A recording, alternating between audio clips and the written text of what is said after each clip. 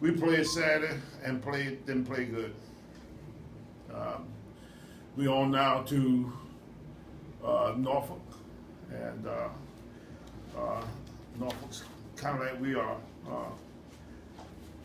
wishing they had done better. But at the same time, we want to try to win this game. It's senior day. It also gives us a chance to be in the conference race. I don't know if we can get anything out of it, but at least we'd be in it.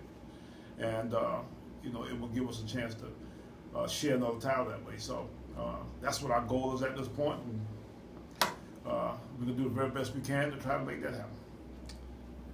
Coach, I know the playoff talk and some confusion last week kind of got in the headlines. I was going to say, was that maybe a distraction for you guys? I hope not.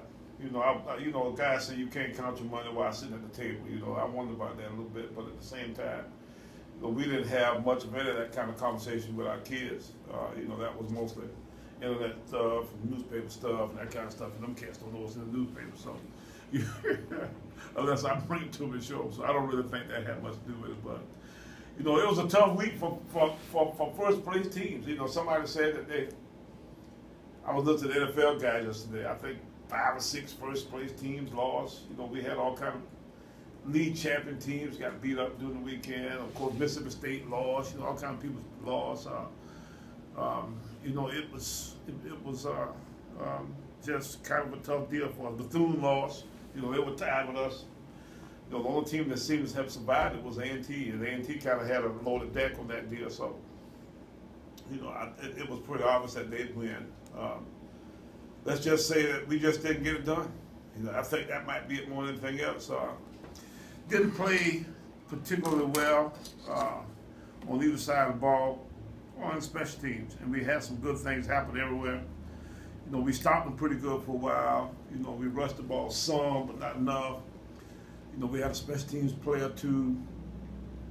Had a great return by Antonio Hamilton. Had a little bit of a boo-boo in this. We had a snap gate again, kind of similar to what we had at Appalachian years ago.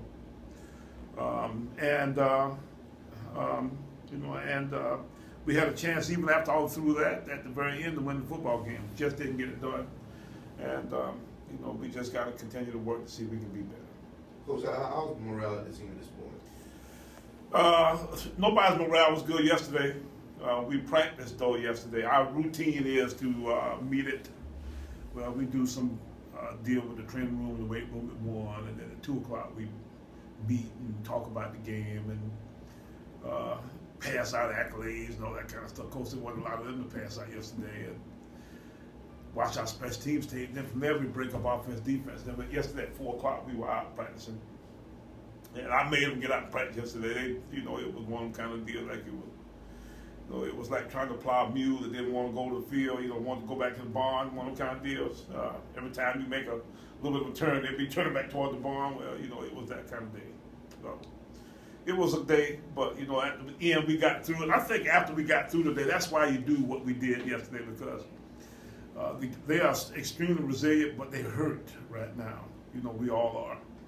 And, it's one of those kind of deals where we got to find our way out of it. The one thing that you got to do is you got to figure out how to not have it happen again. So we're on about the task now, making sure that we fix what we had. Didn't block particularly well. I was really disappointed in some of our adjustments in the offensive front. Really thought that we'd be able to run the football better. We thought we found something coming out of the FAMU game. And I still think we have, but we just didn't quite have the right fit. At that point, we end up getting our fantasy cut, so that's what it is. Coach, I know you talked about the offense on Saturday, 207 yards, and kind of chalked it up to a myriad of different reasons. I guess, where do you turn now? Do you look personnel changes, or how's that shake out? This is game 12, right? You don't change very much at this point. You go ahead and you do the very best you can of fixing what you can fix with the least amount of change at this point. And then at that point, then you go ahead into the offseason knowing that you got these issues. We've had these issues all year. Offensively, we've always been right on the kind of the edge of things. Didn't quite have the ability to do some things I thought we needed to do. So it wasn't like we didn't quite know that this possibility existed. And you know, I'm not so sure we're not better off, you know, having to suffer through this than we are hiding the fact. You know, we go and win out and everybody's happy, that kind of stuff, and we still got these issues. So let's go ahead and get them fixed. And, you know, we got to play better in a lot of places. I think we got to fix some personnel that way too. So we'll see. Coach, you face a Norfolk State team. The defense is very good, so the record doesn't really indicate what type of team they are. What concerns you most about this team, this Norfolk State team? Best defense we played all year. I think that kind of says it all. They match up very, very badly for us. You take that defense and put it against our offense, you know, it's that Trail kid is kind of their Hargraves. You know, but he's a big old outside guy. You don't know what the heck Florida do. You know, I know why Muskamp's in the trouble he's in. Guys let that walk around here. A good kid, a good student, all that kind of stuff. When I saw him the first time in person, I mean, in street clothes, I said, what in the heck is going on here? This guy is 6'6", 6'7"-ish, 265-ish, 270-ish, playing outside linebacker defensive end, can run at the wind. Great kid, good student. Somehow or another, they let him get out of there. Now I'm dealing with it. I'm mad. What can I say? But it was one of those kind of deals where their defense, and Pete's been a great defensive coordinator. He's a defensive guy. But he's kind of like me now. He's got guys who do most of that stuff, but at the same time, you know, he's still got his hand in it. You can still see the Pete age all over their defense. Even when he was back at Bethune-Cookman when Alvin White was there, you know, his defenses were unbelievable. And, you know, they always did things to, you know, to send you to the people that you didn't want to get sent to. He always make you go to the big guys somehow or another. That kind of stuff is kind of stuff that scares you. But in a nutshell, their defense is really good. And, you know, you look at the, you know, the statistics with the people who you think can really run the football. You know, they got 100 yards, you know, that kind of stuff. I think they get about 110 yards a game rushing somewhere in that neck of the woods. So it ain't pretty that way. Coach, I know you mentioned getting a share of that title now is the goal, and a lot of chances for many-way ties. I guess, do you feel like maybe the MEAC is a one-bid league at this point? Could be. You know, I wouldn't put any real wagers on us getting 2 at this point. If it was 2, you know, I think that it'd be we wouldn't be one of them.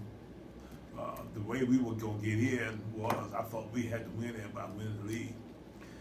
Record-wise, point-wise, that kind of stuff-wise, I didn't think it favored us in any kind of way. The fact that we had our shot, you know, is what we did, and you know, you got to live with the bed you made up. You got to lay it right now. So that's basically what we're doing. So you know, I don't want to try to be a damper on the whole deal, but. And you know what? This was a good football team. You know, I think it still is. The best part about them is that I thought they overachieved to a certain degree. You know, you look at the youth and the development of this team.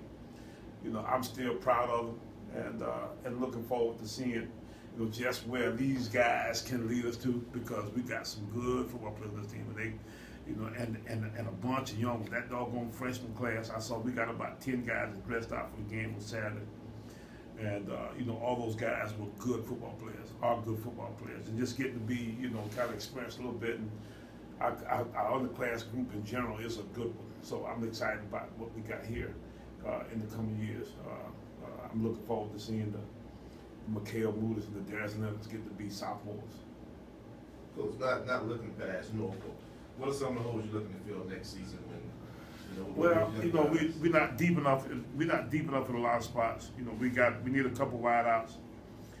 We need a guy we need a deep threat. We need a guy. We need to be more disciplined out there. You know, we got some issues out there that we got to fix. We need quarterbacks. Right now, we got in our program after this year one scholarship guy. We got Calvin is a walk-on guy, and Wiley's gone. Okay, Copeland's no longer in the program, so we only got one quarterback on scholarship here. We're gonna probably have to take 2, maybe 3 quarterbacks, which is a bunch in one class. But we need to take maybe one high school, maybe a JC, take 2 high schools if we can find 2 really good ones. Maybe even take an older guy, like a transfer, you know, some of that nature, you know, in that particular regard. Then, last but not least, we still need a couple guys in our secondary. We need some. We need a cover corner. Always need a good cover corner too out there. So I think we've got pretty good ideas about what. But we return the majority of the meat of this team is going to be really, really sound in this returning core that way. So you know that's what makes it exciting. We just need to fill those guys, fill those spots.